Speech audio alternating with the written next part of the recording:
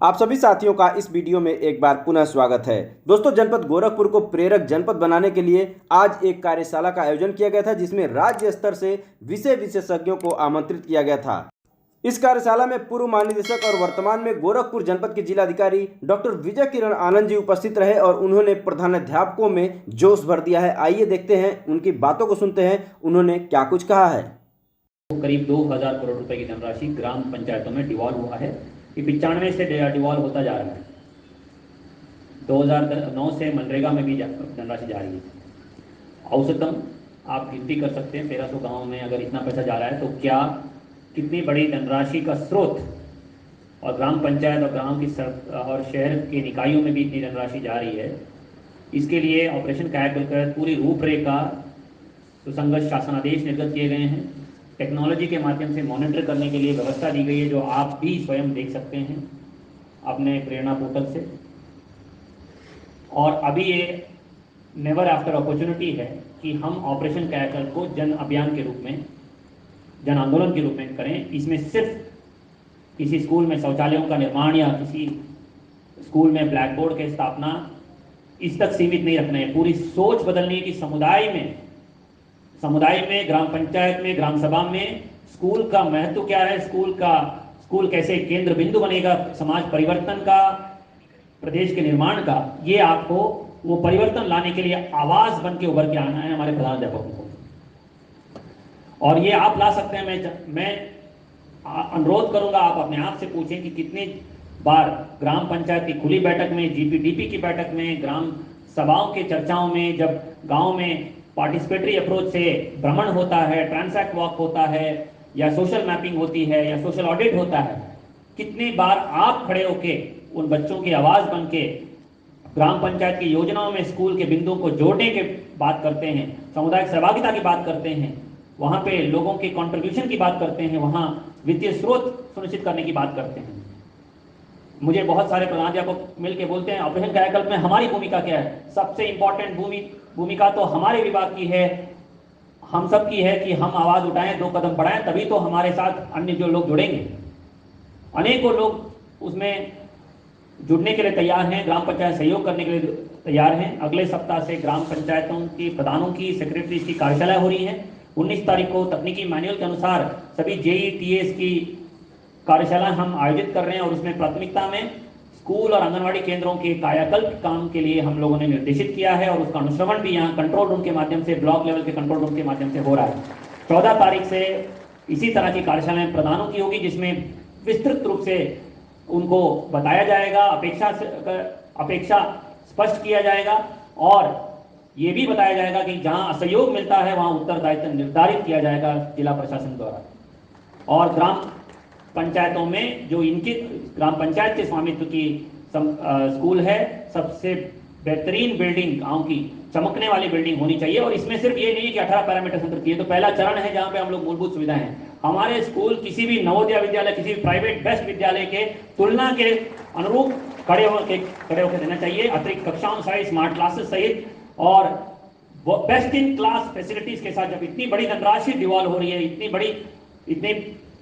इतना बड़ा रुतबा उसमें लगा हुआ है, इतनी खायनात वहां तैनात की गई है, और उसके बावजूद अगर अभी भी मूलभूत सुविधाओं का अभाव रहता है, ये पीड़ा का विषय है, और ये होने नहीं देना है। मैं आप सबसे संकल्प चाहता हूं कि चाहे वो जीपीडीपी की बैठक हो, या जेई और तकनीकी सहायकों से समन्वय हो, ग्राम पंचायत के सेक्रेटरी प्रधानों से समन्वय की बात हो, ब्लॉक शिक्षा कार्यालय, ब्लॉक विकास कार्यालय, उनके अधिकारियों से समन्वय हो, जिला कार्यालय समन्वय हो, उसमें आप सब कायाकल्प के सबसे बड़े योद्धा के रूप में रण क्षेत्र में तैयार रहेंगे। ये मुझे वादा चाहिए। कितने लोग वादा करेंगे इसमें? प्रिंसिपल साहब, वीडियोग्राफी हो रही है, जिनका हाथ नहीं उठेगा। तो मैं चाहूंगा कि आप इसमें पहल करें। कॉम्पोजिट ग्रांट की धनराशि पिछले 3-4 सालों में काफी बड़ी धनराशि डिवॉल्व हुई है, उसका सदुपयोग होना है, 100% उपयोग होना है। हमने ब्लॉक कार्यालयों को स्पष्ट कहा है, कहीं पे अगर शोषण होता है, धनराशि के हस्तांतरण में कटौती होती है, तो आप हमें बताएंगे, हम उसमें जबरदस्त कार्रवाई करेंगे। गोपनीय रूप से भी आप बता सकते हैं, हम लोग आपका नाम नहीं आने देंगे। कहीं पे भी इस पावन कार्य को कलंकित करने की कोशिश कोई करता है तो उसके खिलाफ दंडात्मक कार्रवाइयां जबरदस्त हो जाएंगी।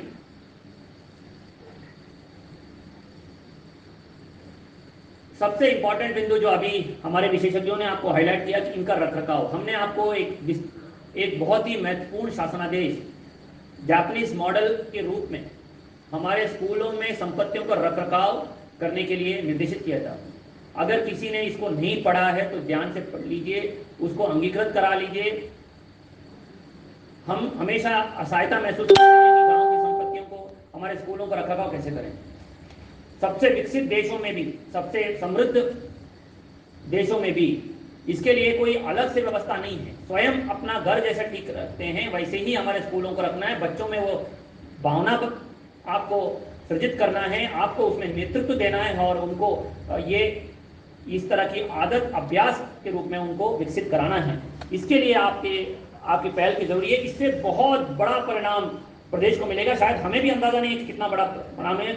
समाज की जितनी कुरीतियां हैं, कितने सामाजिक बुराइयां हैं, उसको दूर करने का ये साधन बनेगा। चाहे वो जातिवाद हो, बिरादरीवादी हो, एक साथ बच्चे, जब आपने देखा होगा बच्चे जब साथ में खेलते हैं तो कोई भेदभाव नजर नहीं आता है, कौन किसके साथ खेल रहा है ये नहीं प्रश्न उठता है।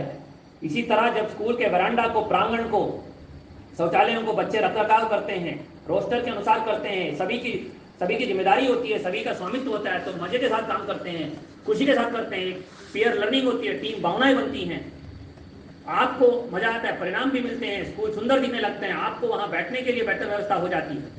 कोशिश यही है। इस साल भारत सरकार द्वारा, राज्य सरकार द्वारा एग्जाम्पलर स्कूल्स की घोषणा की गई है। हर साल प्रदेश में 5 से 10 हजार स्कूल एग्जाम्पलर स्कूल्स हैं, जहां बेस्ट इन क्लास फैसिलिटीज होंगे, मॉडल स्कूल्स होंगे, वहां पे आपको काम करने के लिए गर्व महसूस होगा। ऐसे स्कूल बनाने का बीड़ा उठाया गया है, ये बहुत बड़ी उपलब्धि है। और उसमें भी आप देखेंगे कि दाखला बढ़ेगा, पंजीकरण बढ़ेगा और उसमें हमारे लिए व्यवस्था पे एक बहुत गौरवान्वित करने वाली प्रक्रिया शुरू हो जाएगी।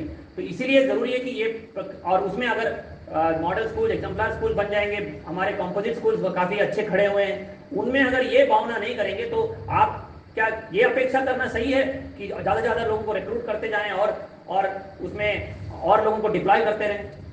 ये सही भावना नहीं है। हमें इसी ओर जाना पड़ेगा, जो बेस्ट प्रैक्टिसेस है उसको बढ़ावा देना पड़ेगा, समाज को जोड़ना पड़ेगा, समुदाय को जोड़ना पड़ेगा। अगर इसमें कोई अनावश्यक हस्तक्षेप करता है, कोई ये सोचता है कि बच्चों से काम करा लिए, इसके बारे में निर्भीक होकर काम करिए। हम लोग आपके साथ हैं, किसी तरह के हस्तक्षेप होने नहीं देंगे और उसका खंडन हम स्वयं करेंगे। यहां पे एक बहुत बड़ी समस्या है गोरखपुर में जल निकासी की और बाढ़ से प्रभावित स्कूलों के लिए व्यवस्था की। इसमें आप सबको खुद भी हौसला रखना है और अपने अभिभावकों को, साथी टीचर को, सबको हौसला रखना है। बाढ़ का पानी रिसीड होते ही वहां सफाई की व्यवस्था के लिए पर्याप्त मात्रा में सफाई कर्मचारी और अन्य लोग डिप्लॉय हो जाएंगे। ग्राम विकास उसमें काम करेगा। इस बार मनरेगा में प्राथमिकता में जल निकासी की व्यवस्था स्कूलों में करने के लिए, कन्वर्जेंस के साथ करने के लिए हमने मॉडल एस्टीमेट डिजाइन बना लिए हैं। बीडीओज और उनके अधीनस्थ सभी को निर्देशित किया गया है। कोशिश ये होगी कि मिशन मोड पे ये काम हो।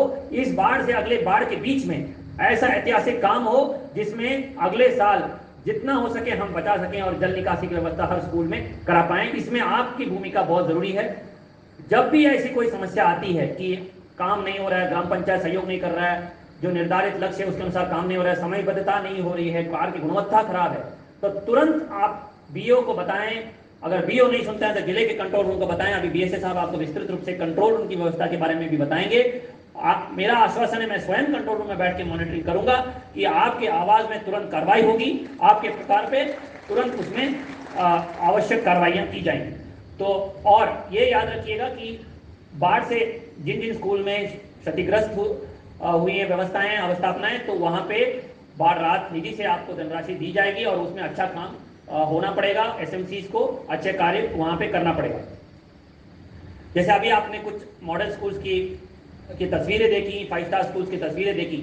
हम चाहेंगे कि अगले 4 महीने में ये जो बड़ी चुनौती है 18-19 पैरामीटर्स को संतृप्त करने की, वो हम मिशन मोड पे करें। मनरेगा से बाउंड्री वॉल और अन्य सभी स्रोत में जितना भी धनराशि हम आरक्षित कर सकते हैं उसको करते हुए 19 पैरामीटर्स को सैचुरेट करने के लिए और अग्रसर हों और अंतर विभागीय सामंजस्य, चाहे वो आईसीडीएस विभाग हो जहां आंगनबाड़ी में कार्यकल्प हो रहा है, शिक्षा विभाग हो, पंचायत, ग्राम विकास, नगर निकायां, सभी के योगदान से हम इस कायाकल्प के लक्ष्य को पूरा करें और हमेशा के लिए। और इसमें कभी भी रिपोर्टिंग में किसी तरह की फर्जीवाड़ा या किसी तरह के फॉल्स रिपोर्टिंग ना हो, इसमें किसी का उत्तरदायित्व नहीं निर्धारित किया जा रहा है। आप बस ये मंशा देख के, हम लोग प्रधानाध्यापकों की पीड़ा समझते हैं, महिला अध्यापकों की पीड़ा समझते हैं, इसीलिए आप सही रिपोर्टिंग करेंगे तो उसी अनुसार हम लोग सुधारात्मक कार्रवाइयां कर पाएंगे, संबंधित अधिकारियों को, संबंधित ग्राम पंचायत को निर्देशित कर पाएंगे। तो सही रूप से प्रेरणा में हर महीने में रिपोर्टिंग करिए, जहां काम नहीं हो रहा है वहां हमें अवगत कराएं। जल जीवन मिशन के तहत पेयजल के लिए टंकियां बन रही हैं, उसको बनते वक्त ही एसेट क्वालिटी कैसी है, एसेट कंस्ट्रक्शन कैसे हो रहा है, ये देखना पड़ेगा। जनोपयोगी बाद में सफेद हाथी की तरह वो खड़ा रहेगा तो हमें फायदा नहीं होगा। पहले भी पानी की टंकी बनते वक्त ये सब समस्याएं आई हैं। इस बार जब मिशन मोड से हो रहा है तो आपको उसमें निगरानी रखनी है। कृपया स्वामित्व लीजिएगा और अपने, हमने देखा है बहुत सारे प्रिंसिपल्स जिन्होंने अपने बलबूते पे स्कूलों का कायाकल्प करवाया है, लोगों को जोड़ते हुए कहा है, वहां पे बोर्ड लगाना पड़ा है कि अभी दाखिले के लिए हमारे पास और वैकेंसी और सीट नहीं है। वो ऐसे प्रधानाध्यापकों का मैं बहुत गर्व है, वो प्रदेश के लिए नजीर है। तो कृपया करके जल्द, अभी मैं बहुत सारे स्कूल में भ्रमण किया, जो चित्र सामने आया है वो, उससे मुझे बहुत पीड़ा हुई है, बहुत निराशा हुई है कि अभी तक स्वामित्व तो नहीं लिया। हम तो खुलकर बात करते हैं। तो मेरा अनुरोध है कि कायाकल्प अभियान को जन अभियान बनाने में आप एक नेतृत्व प्रदान करें, आगे बढ़ें और ये महसूस करें कि हम पूरी टीम आपके साथ है, क्योंकि बिना आपके नेतृत्व में कोई भी अभियान वहां नहीं चल पाएगा। और जो स्मार्ट स्कूल्स के लिए हमने जियो किया है, मात्र 1 लाख रुपए में पूरा स्कूल एक स्मार्ट स्कूल के रूप में विकसित किया जा सकता है। और इतनी छोटी धनराशि ग्राम पंचायत के लिए, ग्राम सभा के संभ्रांत लोगों को, प्रबुद्ध लोगों को योगदान देने के लिए कोई बड़ी बात नहीं होती है। पूरे प्रदेश में करीब 15,000 से ज्यादा इसी तरह सामुदायिक सहभागिता से स्कूल्स को स्मार्ट स्कूल बनाया गया है। शासन अपने ओर से 10,000 से ज्यादा स्कूल्स को करने के लिए अभी प्रक्रिया प्रचलित है। लेकिन क्योंकि हमारे जनपद में और पूरे प्रदेश में इतने सारे स्कूल्स हैं, तो हमें सोचना चाहिए कि कैसे उसको करें। गोरखपुर में हर एक स्कूल में को स्मार्ट स्कूल बनाने में हमें पूरा प्रयास करना चाहिए। आप सामुदायिक सहभागिता के लिए आगे बढ़ें। अगर कोई आवेदन देता है या किसी तरह का सहयोग करने की बात करता है तो कृपया करके बीओस को, बीएसए साहब को हमको बताएं, ताकि हम उनको रास्ता दिखाते हुए, उनका सपोर्ट लेते हुए ये सुनिश्चित करें। जन अभियान के रूप में ऑपरेशन कायाकल्प बनाने के लिए आप लोग कार्यरत हैं। ग्राम पंचायत प्रधान जी और सेक्रेटरीज को ये जो टेक्निकल मैनुअल दिया गया, इसकी बारीकियों को बताते हुए एस्टिमेट बनवाने के लिए उसके एसेट कंस्ट्रक्शन के दौरान निगरानी रखते हुए कराएं, ताकि टॉयलेट जब बन रहा है पता चला कि टाइल लग गए लेकिन टोटी नहीं बनी है या पेयजल की व्यवस्था नहीं है, इस तरह की प्रवृत्ति ना हो। और अटेंशन टू डिटेल बहुत जरूरी है। छोटी चीजें ही आपके बहुत जरूरी हैं, उन छोटी चीजों पे गौर करना है और फोकस करना है। असहायता मत दिखाएं, बिना अड़चन के कोई महान काम नहीं होता है। तो इसको एक चुनौती के रूप में लेते हुए, अपना नेतृत्व देते हुए ग्राम सभा में अपना नाम कमाएं और कि आपके कार्यकाल में, आपके योजना के समय इतनी बड़ी उपलब्धि की स्कूल इतना ज़्यादा चमक गया। मैं बधाई देता हूं बहुत सारे प्रधानाध्यापकों को जिन्होंने अपने नेतृत्व में स्कूलों का कायाकल्प इस जनपद में किया। मैं उनका नमन करता हूं और आगे उम्मीद करता हूं कि हर एक स्कूल, ये हमेशा के लिए हम लोग इतिहास बना दें कि मूलभूत सुविधाएं हमारे स्कूल्स में नहीं है या कमी है, ये हम लोग सुनिश्चित करा लेंगे। और कंट्रोल रूम व्यवस्था बीएसए साहब, बढ़िया कंट्रोल रूम की व्यवस्था बीएसए साहब बहुत अच्छी तरह चलना चाहिए। अगर किसी हेडमास्टर्स ने ये कहा कि हमारे यहाँ काम नहीं चल रहा है तो कृपया करके तुरंत उसमें प्रधानों को फोन चला जाना चाहिए, सेक्रेटरी को फोन करना चाहिए। धनराशि अगर नहीं है कहा जा रहा है तो क्यों नहीं है, धनराशि आरक्षित नहीं है, सेक्रेटरी सहयोग नहीं कर रहे हैं या वहाँ पे जमीन संबंधित विवाद हैं तो तहसील को बताना पड़ेगा। इस तरह के क्रियान्वयन के बिंदु पे फोकस करना है। आज एसेट कंस्ट्रक्शन कैसे होना है इसके बारे में बताया गया है। अभी डेली मिशन मोड पे वेल ऑयल्ड मशीनरी की तरह ये काम चलना चाहिए। तो हम लोग ये संकल्प ले लें कि अगले दिसंबर के अंत तक 18 और हमारे बाउंड्री वॉल मिला के 19 पैरामीटर्स हो जाते हैं, उसको संतृप्त करके इतिहास रचा दें। यस आवाज नहीं आ रही है, यस यस करवा दें।